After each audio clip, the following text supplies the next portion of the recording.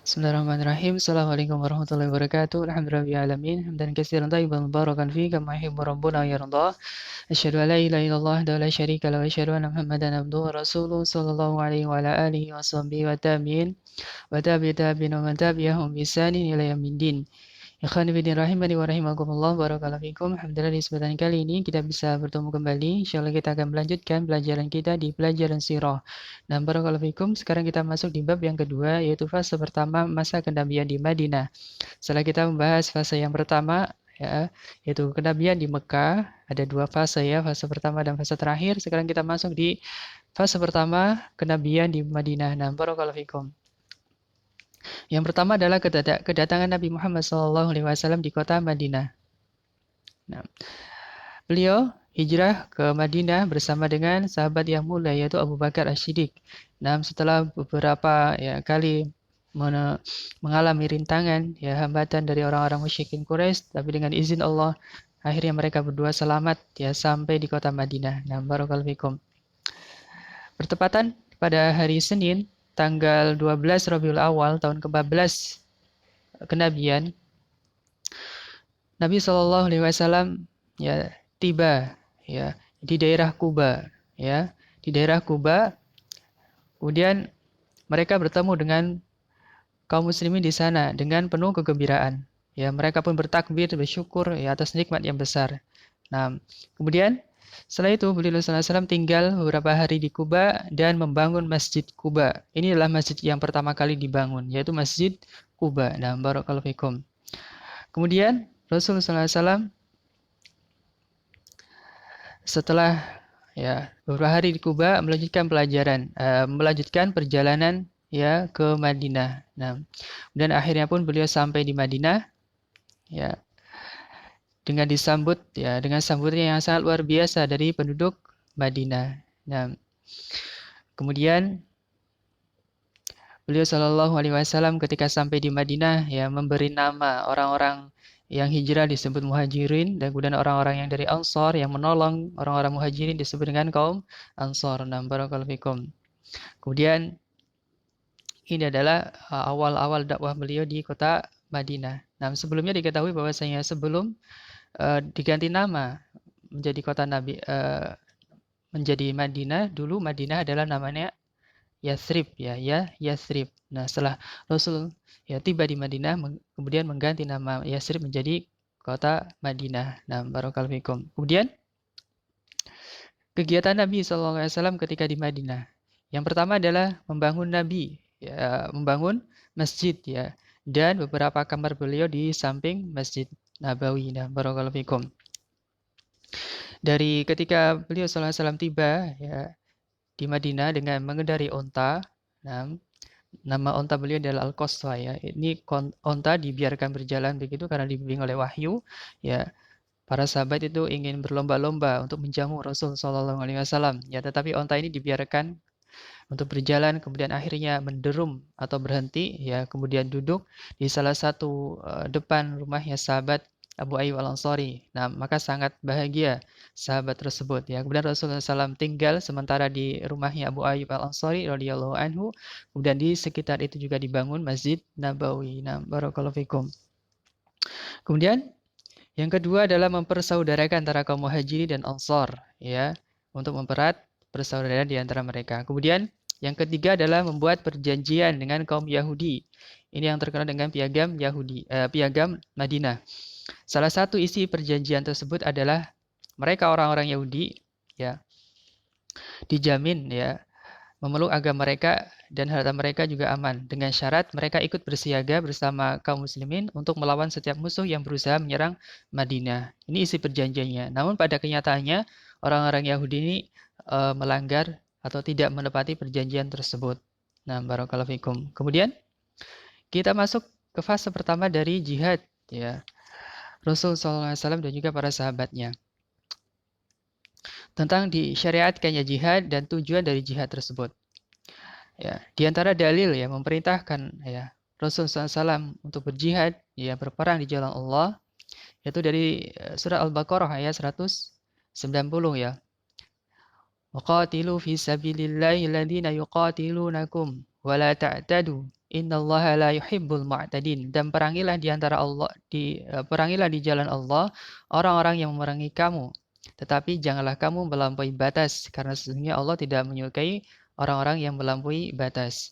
Ini di antara dalil ya diperintahkannya atau turun sudah perintah untuk jihad. Tujuannya jihad ini adalah untuk membela diri ya dan menolak bahaya yang mengancam masyarakat Madinah kaum muslimin serta untuk menyebarkan Islam di tengah-tengah manusia. Ini tujuan utama dari jihad. Nah, kemudian selanjutnya ya setelah turun perintah jihad untuk berperang, yang pertama itu dalam rangka untuk membela diri dari serangan orang-orang kafir. Nah, maka yang pertama ya adalah terjadinya perang Badar Kubro. Perang Badar Kubro. Nah, awal sebab dari perang Badar adalah keluarnya rombongan besar dari kafilah dagang kaum Quraisy di Mekah yang dipimpin oleh Abu Sufyan yang hendak ya dihadang oleh kaum muslimin dengan mengirim 319 pasukan. Ya, tujuannya ya karena kaum muslimin harta benda di Mekah itu dirampas oleh orang-orang musyrikin Quraisy ya. Mereka ingin mengambil kembali. Nah, barakallahu fikum. Tetapi rencana tersebut diketuai oleh Abu Sufyan. Ya, sehingga beliau Abu Sufyan ini meminta bantuan dari orang-orang musyrikin Quraisy di Mekah ya untuk mengirim pasukan. Maka ya ada sekitar 900 pasukan ya yang dikirim untuk membantu kafilah dagang Abu Sufyan tersebut. Kemudian terjadilah peperangan pada tanggal 17 Ramadan pada tahun kedua Hijriah. Maka dengan izin Allah Ta'ala, kaum muslimin meraih kemenangan yang besar ya dan berhasil membunuh 70 orang musyrikin, diantaranya adalah tokoh mereka yaitu Abu Jahal dan Umayyah bin Khalaf. Nah, ini adalah kemenangan pertama kaum muslimin ya. Untuk bisa baca secara detail kisahnya perang Badar, bahwasanya perlawanan sengit ya dari perang Badar ini oleh kaum muslimin walaupun jumlahnya sedikit 1000 ya lawan 300-an ya, tetapi kaum muslimin bisa memenangkannya tentunya dengan bantuan ya dari Allah atau izin dari Allah Subhanahu wa taala yang ketika itu mengirim para malaikat. Nah, barakallahu fikum. Sementara dari pihak kaum muslimin gugur sebagai syahid sekitar 14 orang. Nah, barakallahu fikum. Ini perang Badar ya. Bisa kalian lihat di sini ya terjadi pada 17 Ramadan tahun kedua Hijriah atau bertepatan dengan 13 Maret tahun 624 Masehi di lembah Badar. Ya, ini ada rincian detail pasukan muslimin ya, kavalerinya dan kaum musyrikin ya. Sangat-sangat tidak imbang, tetapi ya, tidak ada yang tidak mungkin di sisi Allah Subhanahu wa taala. Pasukan yang sedikit dengan peralatan sederhana bisa memenangkan pasukan yang besar ya dengan fasilitas yang lebih besar juga. Nah, barakallahu fikum. Kemudian dampak ya dari perang Badar ini adalah meningkatkan keamanan untuk kaum muslimin ya. Kemudian menempatkan kaum muslimin ya dalam posisi yang diperhitungkan ya. Dipandang sudah mulai ternyata sudah ada negara Islam di Madinah. Kemudian juga memperkuat otoritas Muhammad SAW sebagai pemimpin. Nah, kemudian ini ada peta ya, nah, tentang peristiwa Badar, perang Badar. Ya, kaum muslimin sekitar 319 ya orang yang panglimanya itu ada Rasulullah SAW sendiri, kemudian ada Hamzah ya paman beliau, kemudian ada Ali bin Abi Thalib, ada Ubaidah juga. Nah, dan melawan dari orang-orang musyrikin Quraisy yang waktu itu dipimpin oleh Al-Walid bin Uqbah, ada Syaibah bin Rabi'ah dan juga ada Utbah bin Rabi'ah. Nah, kemudian akhirnya kaum muslimin bisa memenangkan perang Badar ini. Taib, barakallahu fikum. Taib, kita lanjut. Nah, selesai perang Badar, maka kita lanjut di peperangan selanjutnya, ya, yaitu perang Uhud. Sebab terjadinya perang Uhud, ya, yaitu kaum musyrikin Quraisy ingin membalas dendam kekalahan mereka di perang Badar. Nah, maka terjadilah persiapan perang, ya. Perang Uhud terjadi pada 7 Syawal tahun 3 Hijriah, ya. Ya, komandan kaum muslimin ketika itu adalah Nabi Muhammad SAW sendiri, kemudian ada Ali bin Abi Thalib, kemudian Hamzah bin Abdul Muthalib. Kemudian kaum musyrikin Quraisy, pemimpinnya adalah Abu Sufyan dan Khalid bin Walid. Kekuatannya kaum muslimin ya ada sekitar 700 ya infanteri ya. Kemudian ada 550 pemanah dan 4 kavaleri.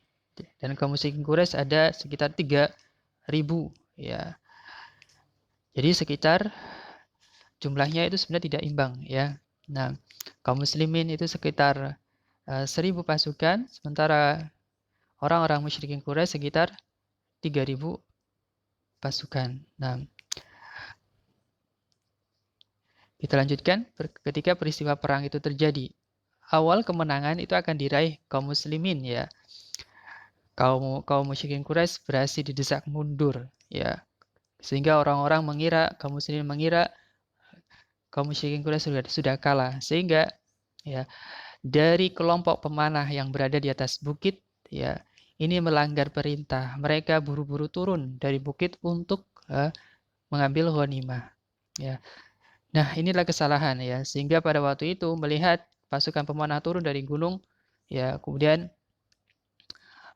pasukan berkuda kaum musyrikin yang dipimpin oleh Khalid bin Walid ya berputar balik ya sehingga mengepung kaum muslimin dari belakang. Nah, inilah terjadi kekacauan di kubu kaum muslimin, tentara kaum muslimin, sehingga pada waktu itu ada sekitar 70 orang sahabat syahid, diantaranya adalah Hamzah bin Abdul Muthalib, paman beliau SAW. Kemudian juga ada sahabat yang mulia yaitu Mus'ab bin Umair radhiyallahu anhu. Nah, barakallahu fikum. Ini dari perang Uhud ya, ini secara singkatnya. Kemudian selanjutnya adalah perang Khandaq atau disebut juga dengan perang Ahzab.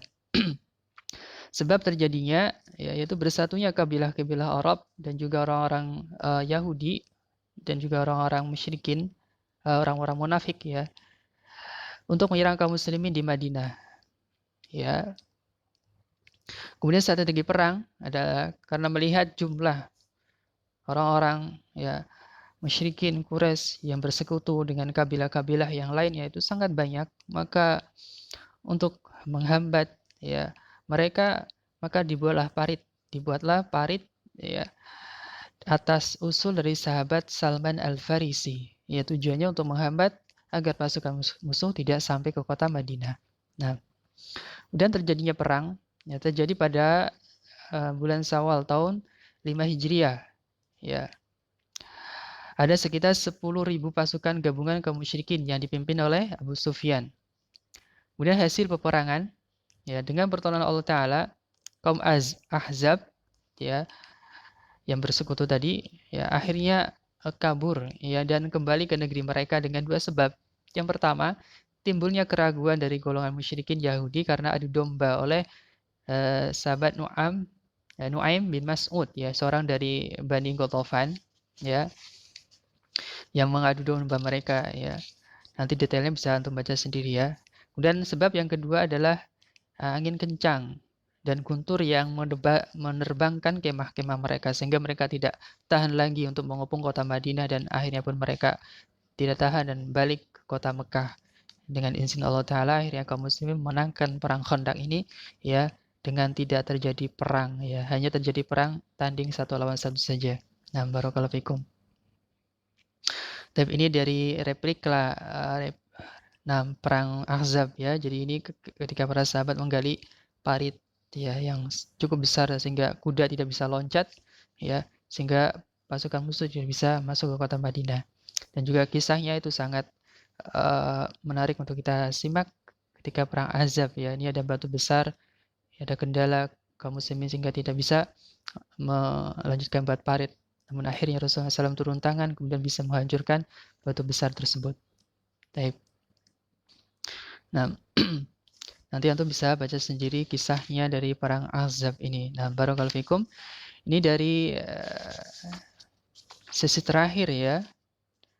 Nah, dari pelajaran sirah kita di kelas 7 ini. Nah, ada beberapa pelajaran penting nanti antum bisa baca sendiri di buku kalian masing-masing. Baik, barakallahu fikum. Sampai di sini dulu. Wallahu taala alam. Nanti kita lanjutkan di pertemuan yang akan datang. Subhanakallahumma bihamdika asyhadu an la ilaha illa anta astaghfiruka wa atubu ilaik. Assalamualaikum warahmatullahi wabarakatuh.